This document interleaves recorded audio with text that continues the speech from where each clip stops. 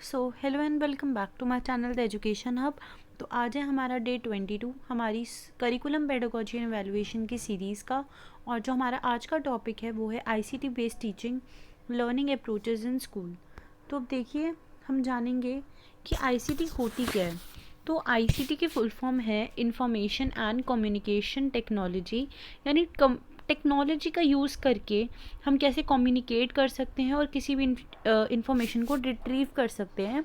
ठीक है, तो इसमें हम कई अलग अलग चीज़ों का यूज़ कर सकते हैं, जैसे कि हमारे पास टेलीविज़न हो गया, कंप्यूटर हो गया, मोबाइल फ़ोन्स हो गए, और कुछ सॉफ्टवेयर जैसे कि वर्ड प्रोसेसर, इंटरनेट, स्प्रेडशीट, इन सब का यूज़ करके हम कैसे बच्चों को पढ़ा सकते हैं।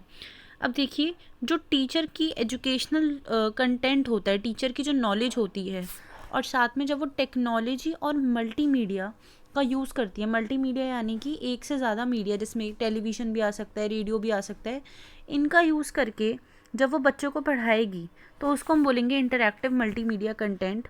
ठीक है, तो ये स्टूडेंट सेंटर्ड भी हो सकता है, टीचर स्टूडेंट सेंटर्ड भी हो सकता है, या खाली टीचर सेंटर्ड भी हो सकता है। ठीक है, अब सिस्टम के क्या फीचर्स हैं। अभी मैंने आपको मल्टीमीडिया के बारे में बताया, जिसमें हम एक से ज़्यादा मीडिया को यूज़ करें। तो क्या इसके फीचर्स हैं? सबसे पहला है combination of different sources of learning, यानी इसमें हम ऑडियो, वीडियो, इन सब का यूज़ करके बच्चों को पढ़ा सकते हैं। Different modes of using multimedia, यानी हम बच्चों को दिखा के भी पढ़ा सकते हैं, वही ऊपर वाले पॉइंट जैसा ही इसका मीनिंग है। लीनियर और नॉन लीनियर, इसका ये मतलब है जो हमारी प्रेजेंटेशन है, क्या कहते हैं, वो मूवी की फॉर्म में भी हो सकती है, कि बच्चों को हम एक मूवी के टाइप में दिखा रहे हो एक चीज़, गेम के टाइप में भी हो सकती है। मतलब जैसे हमें बच्चों को दिखाना है अपनी मर्ज़ी से, हम उस टाइप से बच्चों को एक नॉलेज दे सकते हैं। डेवलपमेंट ऑफ स्किल्स, बच्चों की कॉग्निटिव यानी मेंटल, साइकोमोटर, प्रॉब्लम सॉल्विंग, ये सब स्किल्स भी इम्प्रूव होंगी। और इसमें टीचर का रोल क्या होता है? टीचर का रोल होता है फैसिलिटेटर का, यानी उसे जहाँ भी ज़रूरत पड़ेगी वहाँ उसे वो यूज़ करेगी।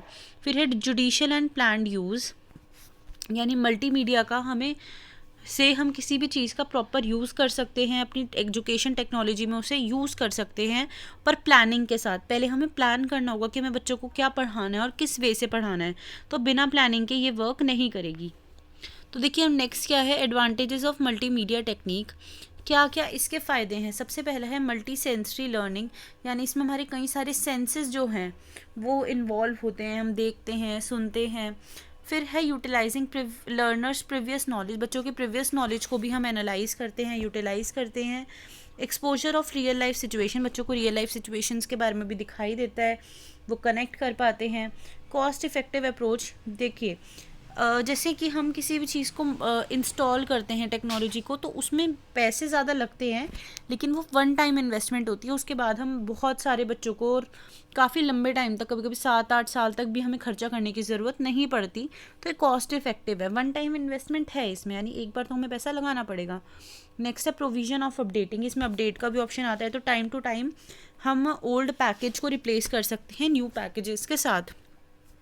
फिर है इन्हांस लर्नेबिलिटी, यानी बच्चे की लर्न करने की टेक्निक भी इम्प्रूव होती है, लर्न करने की शक्ति, उसे रिटेन करने की शक्ति जो है वो भी इम्प्रूव होती है।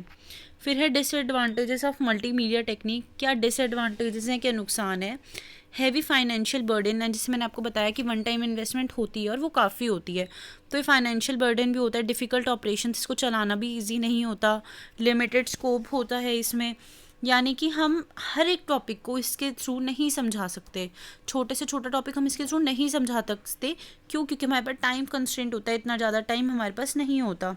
सोशल लोफिंग, इसका ये मतलब है कि ग्रुप्स में, मतलब ज़्यादा ग्रुप्स हो गए या छोटे ग्रुप्स हैं, उनमें भी ये ज़्यादा इन बेनिफिट नहीं होता।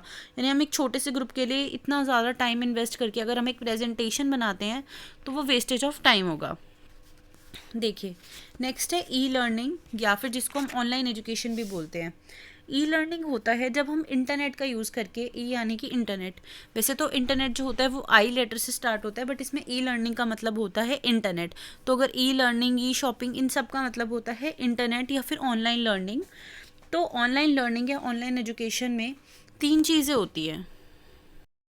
तो ये सबसे पहला होता है यूज़र बेस, यानी यूज़र जो होता है वो कहीं भी कभी भी उसे यूज़ कर पाता है, इफ़ेक्टिव होता है। जैसे आपको क्लास लेनी है, अगर आप रोज़ स्कूल जा रहे हो तो बस आप 6 से या 7 बजे स्कूल जाओगे, 8 बजे से स्टार्ट होंगी, 1 बजे या 2 बजे ख़त्म हो जाएंगी, लेकिन इसमें आप कभी भी पढ़ सकते हो, कभी भी आप इसको यूज़ कर पाओगे, ठीक है। और इसमें कोई एज लिमिट नहीं होती, कोई भी एज का बंदा इसे पढ़ सकता है। तो ये उसकी मीनिंग हो गया।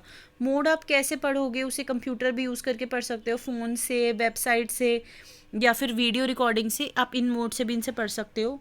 अब देखिए अप्रेजल ऑफ ई लर्निंग, यानी ई लर्निंग के फ़ायदे, जैसे कि मैंने अभी भी आपको बताया, जैसे कि अब कोरोना टाइम के बाद से ई लर्निंग बहुत ज़्यादा ट्रेंड में आ गया है। लोग जूम पे क्लासेस लेते थे, स्काइप पे क्लासेस लेते थे, तो इसके बहुत सारे बेनिफिट है। अब धीरे धीरे इंडिया जो है वो भी अपनी मतलब सारी चीज़ें ऑनलाइन ही अपलोड करता है। ट्रांजेक्शन्स ले लो, बैंकिंग ले लो, या फिर अगर हमें टिकट्स बुक करवानी है, कुछ भी, तो एजुकेशन भी इस चीज़ में पीछे नहीं है। ऑनलाइन एजुकेशन का भी बहुत स्कोप आ चुका है। अब देखिए पावर पॉइंट प्रेजेंटेशन क्या हो रहा है, क्या होता है। देखिए पावर पॉइंट प्रेजेंटेशन जो होता है वो एक माइक्रोसॉफ्ट के द्वारा बनाया गया एक ऐप है, जिसमें हम स्लाइड्स का यूज़ करके एक प्रेजेंटेशन को तैयार करते हैं, ठीक है। उन स्लाइड्स में हर एक टॉपिक के बारे में, जैसे कि मुझे पढ़ाना है बच्चों को प्लांट्स के बारे में, तो सबसे पहली जो मैं स्लाइड होगा उसमें इंट्रोडक्शन में बताऊंगी कि प्लांट्स क्या होते हैं, फिर उसके पार्ट्स का नाम बताऊंगी ब्रीफ में, तो फिर नेक्स्ट में बताऊंगी कि सेपल क्या होते हैं, पेटल्स क्या होते हैं, पिस्टल क्या होती है। उसके साथ मैं फ़ोटोज़ भी लगा सकती हूँ, वीडियोज़ भी इंक्लूड कर सकती हूँ, एनिमेशंस भी डाल सकती हूँ, ऑब्जेक्ट्स भी डाल सकती हूँ, पॉइंट्स भी डाल सकती हूँ, ठीक है। जैसे कि अब मैं ये वीडियो जो है ये भी पावर पॉइंट प्रेजेंटेशन की मदद से ही बनाई गई है। तो इसमें ये जो मैं नेक्स्ट चेंज कर रही हूँ, ये नेक्स्ट जो पेजेस आपको दिखाई दे रहे हैं, इनको बोलते हैं हम स्लाइड। नेक्स्ट है interactive white board. Interactive white boards आप लोगों ने स्कूल में भी देखा होगा, स्मार्ट बोर्ड भी जिसको हम बोलते हैं, स्मार्ट बोर्ड के नाम से ज़्यादा ये जाना जाता है। तो ठीक है, इसमें क्या होता है, एक प्रोजेक्टर होता है और एक स्क्रीन होती है। प्रोजेक्टर को जब हम ऑन करेंगे और प्रोजेक्टर में जो भी स्लाइड्स है वो आपको उस स्क्रीन पे दिखाई देगी, तो इसके भी थ्रू हम बच्चों को पढ़ा सकते हैं, और आजकल ज़्यादातर स्कूल्स में इसको इंक्लूड भी कर दिया गया है। फिर है course web pages. Web pages होती हैं ऐसी वेबसाइट्स जिसमें किसी भी हर एक टॉपिक के बारे में कुछ ना कुछ अपलोड होता है।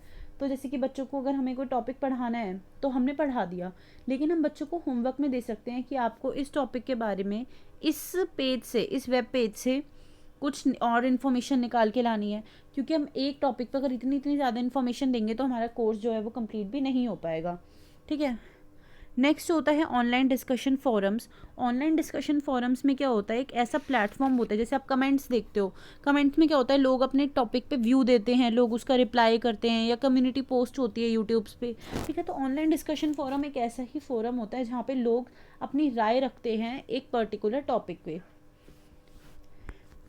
नेक्स्ट है computer manage instruction. Computer manage instruction नाम से ही समझ आ रहा है, यानी ऐसी इंस्ट्रक्शन जो हम कंप्यूटर के द्वारा देते हैं स्टूडेंट्स को, ठीक है। यानी हम बच्चों को क्या करना है क्या नहीं करना, इसको जब हम बताते हैं बच्चों को और टेक्नोलॉजी की मदद से, उसे बोलते हैं कंप्यूटर मैनेज्ड इंस्ट्रक्शन।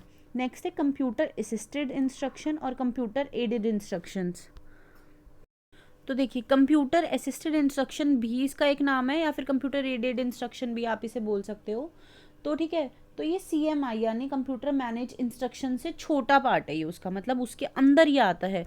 सबसे मेन है हमारा CMI यानी कंप्यूटर मैनेज इंस्ट्रक्शन, उसके अंदर हमारी क्या आती है, कंप्यूटर एडेड इंस्ट्रक्शन, ठीक है। इसमें हम बच्चों को जैसे क्या कहते हैं, ट्यूटोरियल्स हम देखते हैं, जैसे कि ये कैसे बनाए वो कैसे बनाए, तो हमें ट्यूटोरियल्स दिखाई देते हैं, ठीक है। कोई वीडियोस दिखाई देती है, कोई साउंड दिखाई देती है, तो वो सब आती है कंप्यूटर असिस्टेड इंस्ट्रक्शंस के अंदर, ठीक है। तो जब हम किसी चीज़ को देखते हैं, अगर हम कोई कुकिंग वीडियो देख रहे हैं, या कोई हम म्यूज़िक सुन रहे हैं, या फिर हमें किसी चीज़ का ट्यूटोरियल चाहिए, या हम टेस्ट वगैरह अगर ऑनलाइन देते हैं, तो वो सब इसके अंदर ही आता है कंप्यूटर असिस्टेड इंस्ट्रक्शन में। तो अब हमने देखा कि टेक्नोलॉजी का कितना ज़्यादा यूज़ हो रहा है, और जैसे आगे आने वाला टाइम है, जनरेशन्स में चेंजेस भी आ रहे हैं टाइम के साथ साथ, तो ये बहुत ज़्यादा इंपॉर्टेंट हो चुकी है और इसको हम इग्नोर नहीं कर सकते। सो होप है आपको वीडियो समझ आई होगी। अगर आपके कोई भी डाउट्स होते हैं तो कमेंट सेक्शन में पूछ सकते हैं, या टेलीग्राम का लिंक मैंने डिस्क्रिप्शन में मेंशन किया हुआ है, वहाँ पे भी जाके आप लोग पूछ सकते हैं। And if you like watching the education of videos, to do subscribe to my channel. Thanks for watching.